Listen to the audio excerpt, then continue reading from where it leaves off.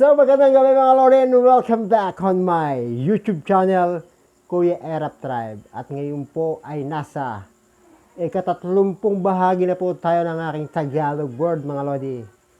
So ang tema po naman natin itong word na inuulit ang huling salita. So halimbawa po ng mga Lodi ay ang salitang aligaga. Hindi po mapakali, hindi mapano balais. So, kaya po ng mga langit-ngit. Ano pa ba? Langit-ngit, aligaga, bungis-ngis. So, marami pa pong iba. So, mag-umpisa na po tayo sa aking Tagalog word for 30. Mga word na inuulit ang huling salita. So, mag-umpisa na po tayo. So, bago po lahat, babati ko po muna kayo ng advance Merry Christmas. So, unang salita po mga Lods. Kagaya na sinasabi ko, bangingi.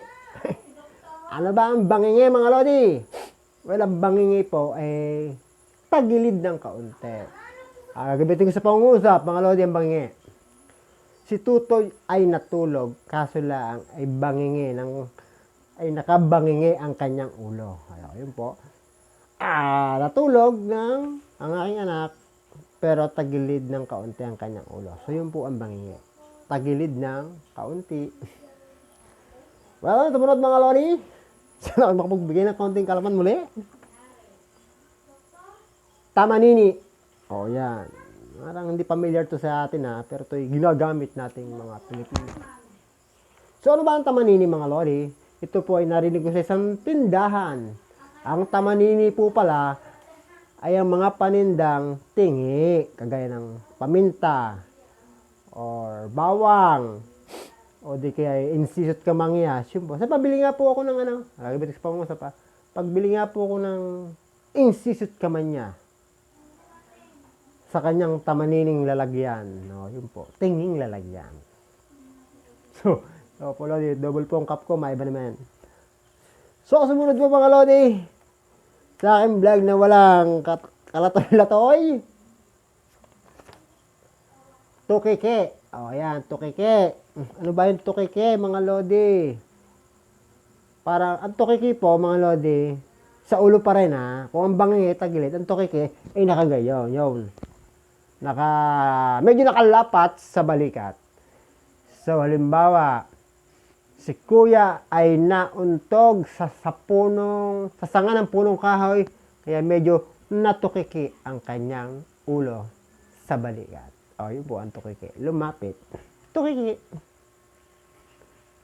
Ang sumunod po mga Lodi, ay ang salitang tukmeme. Ano naman po ang tukmeme mga Lods? Well, ang tukmeme po ay nagre-representa sa taong alam-alaman. Magaling lang makipag-usap sa mga taong ka-level niya. Halimbawa po, empleyado. Pero pagdating sa matataas na tao, ay tukmeme na. Wala nang masabi. Yun po ang ibig sabihin ng tukmeme. Wala nang masabi. Pero ang galing niya makipag-usap sa kanyang mga ka-level. Pagdating naman sa mga professional, wala lang. Tukmeme siya. So, yun po ang tukmeme. Walang masabi. Ang sumunod po mga Lods ay ang salitang panganga. Yan. Ano naman ang panganga? Ang alam ko sa nganga ay yung punong ginagamit ng matatanda panglinis ng ngipin. Nagnganga para tumibay at limis ng ngipin. Pero pag sinabing panganga mga Lodi, di pansipit naman. Halimbawa, mag-isip tayo sa halimbawa, panganga. Halimbawa po, katulad kanina, nagtrabaho kami. Meron po siyang nakagayo na naka-letter U na bakal. So, kailangan namin siyang paangatin. Ngayon, may pin. So, nilagyan namin ng panganga para umangat. So, yun po, ang panganga. Pansipit na kung anumang bagay. Bakal or kahoy. Siya, lagyan mo ng panganga para umangat. Yun. Isinisipit sa mga sikip na lugar. para umangat. Siyempre, kailangan ng matigas sa kahoy o kaya matigas sa bakal para umangat. Yun po ang panganga or pansipit. Hindi lang sa tinapay, palaman yun eh. So mga lods, ang sumunod sa ating Tagalog Word Part 30, ayan, salitang busisi. Yan. Ito po ay medyo makon sa tenga, pero makahulugan. So ano ba ang busisi?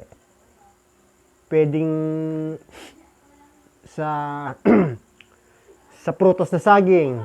Binusisi niya ang balat para makain ang laman. So pwede rin naman po sa mga kaso, pare, bubusisiin natin ang kaso mo para malaman natin ang tunay na pangyayari at ang tunay na katotohanan. Busisi. Yun po, busisi. Kumbaga, kikilatising maigi. Yun po, ang bubusisiin. Hindi ko na pahabaan ng paliwanag mga lods. Ganun lang Kuya Erap sa kanyang pagbablog sa kanyang Tagalog word. So, sumunod mga lodi. Mugaga. Ayan, mugaga. Tama-tama ito, mugaga. Bawa po, nagiinuman sa lamesa. Ngayon, ang kainuman ni lasing na, natabig si baso na may lamang tubig. Ayun, tumapos sa lamesa. So, pare, sabi ng kainuman, ganaayap sa pang-usap pa, pare, nagmugaga ka na diyan eh. Yun po ang ibig sabihin na nagmugaga. Parang nagburara. Okay. Well, last na po ito, mga lods, ay ang salitang latite. Yan. Medyo sensual na naman. So mga lodi, ang salita pong latite ay tamang-tama lalo na't ngayong panahon ng tag-ulan. Kung saan ang daan ay putik na putik. Siyempre, maulan na po yan. Dadaanan po ng mga gulong. Ayan, medyo nag-aaral po yun eh. Ay, tayo muna, nagbablog lang si Erap. Dahan-dahan lang ang boses. Pasensya na po ha. Hindi ko tuloy maano yan. Saan ba nasa na ba ako? Wala na pa si Kuya Erap. Latite. Yo, latite. Maputik na daan. O kaya naglalaba. Naglatite na dahil katatapon ng tubig. So nagputik. Yun po latite. So salamat mga lods sa inyong panonood. Sana po ay nakapagbigay ako ng konting kalaman sa aking Tagalog Word Part 30.